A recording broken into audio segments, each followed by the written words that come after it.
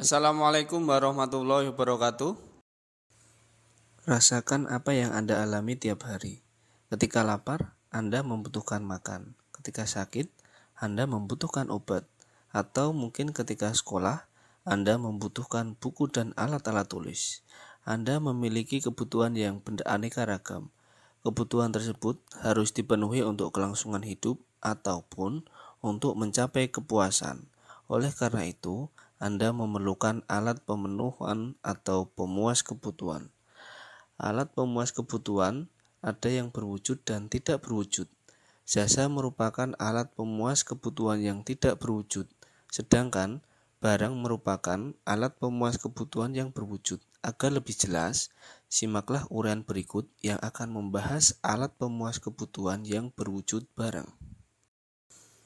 Nah, alat pemuas kebutuhan yang berwujud barang ada bermacam-macam. Yang pertama, barang menurut ketersediaan atau cara memperolehnya. Yang kedua, barang menurut kegunaannya. Yang ketiga, barang menurut hubungan dengan barang lain. Yang keempat atau yang terakhir, barang menurut proses pembuatannya. Nah, alat pemuas kebutuhan yang berwujud barang tadi ada macam-macam.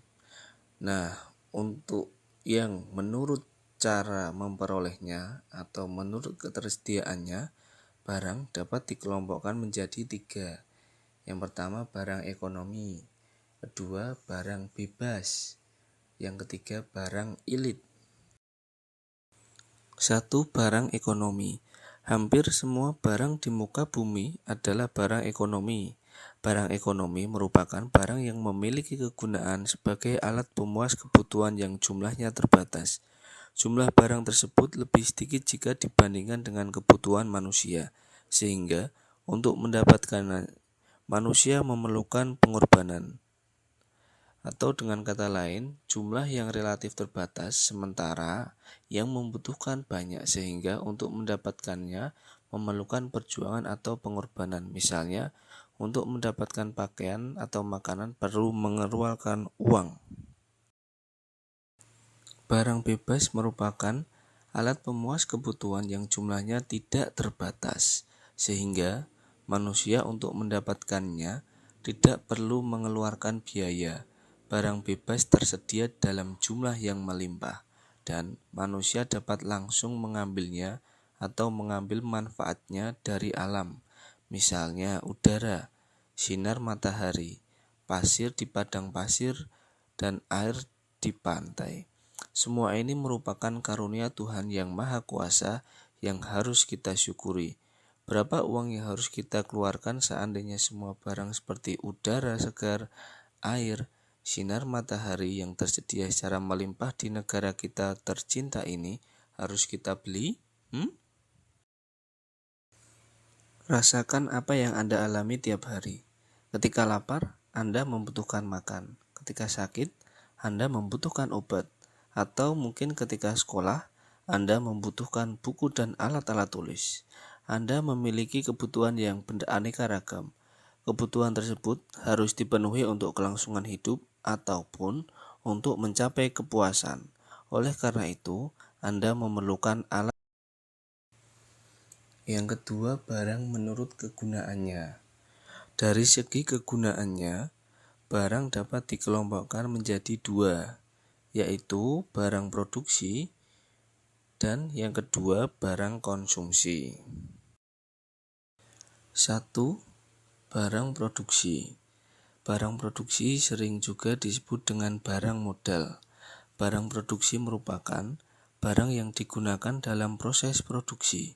Disebut barang modal karena barang ini digunakan untuk menghasilkan barang-barang lain. Barang produksi ada yang habis dalam satu kali proses produksi. Misalnya, tepung terigu untuk membuat roti. Tepung terigu akan habis dalam satu kali proses pembuatan roti. Barang produksi juga ada yang tidak akan habis dalam satu kali proses produksi. Misalnya, mesin-mesin dan peralatan pabrik. Mesin dan peralatan pabrik dapat digunakan secara berulang-ulang. Itulah kenapa mesin dan peralatan tidak akan habis dalam satu kali proses produksi. 2. Barang konsumsi. Barang konsumsi merupakan barang yang secara langsung dapat digunakan untuk memenuhi kebutuhan hidup.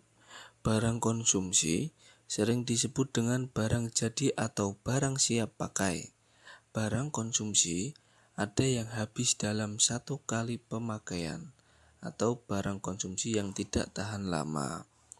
Barang konsumsi juga ada yang dapat dipakai secara berulang-ulang atau barang konsumsi yang tahan lama.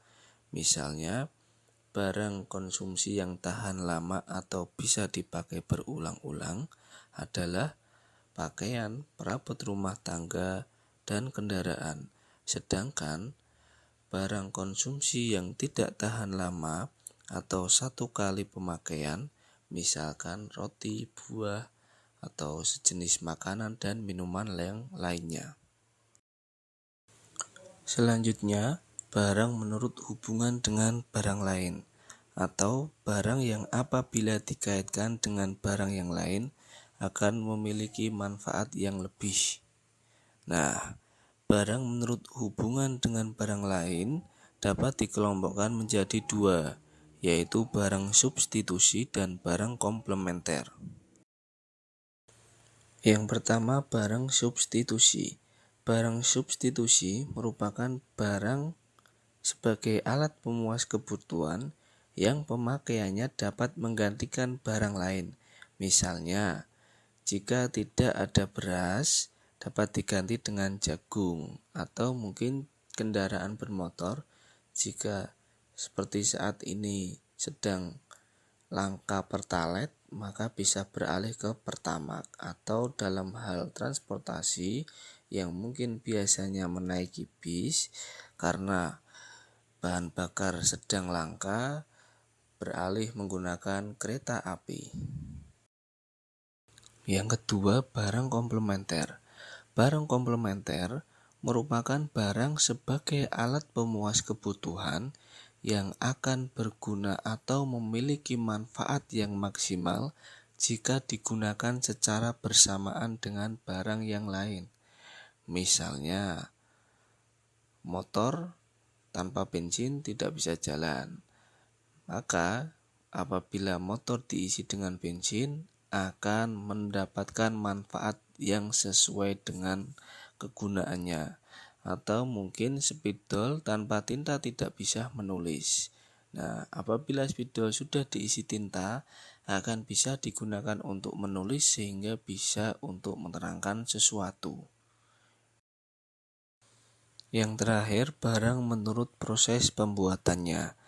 Dari segi proses pembuatannya, barang dapat dikelompokkan menjadi 3, yaitu barang mentah, kedua barang setengah jadi, dan yang terakhir barang jadi.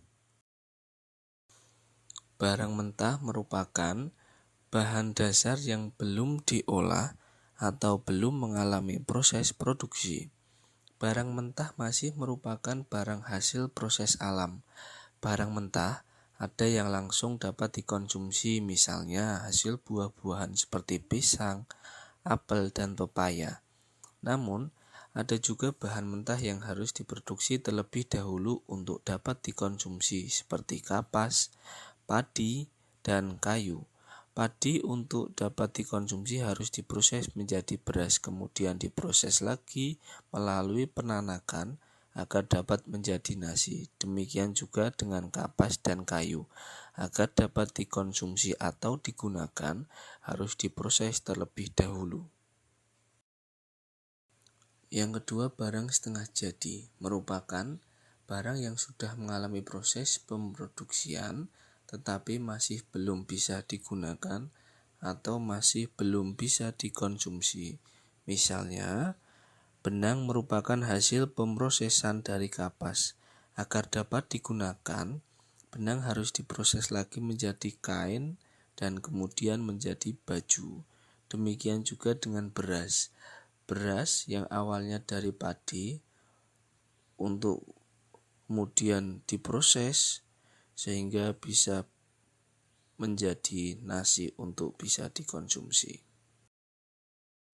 Yang terakhir, barang jadi. Barang jadi merupakan barang hasil proses produksi dan sudah siap untuk dikonsumsi atau digunakan.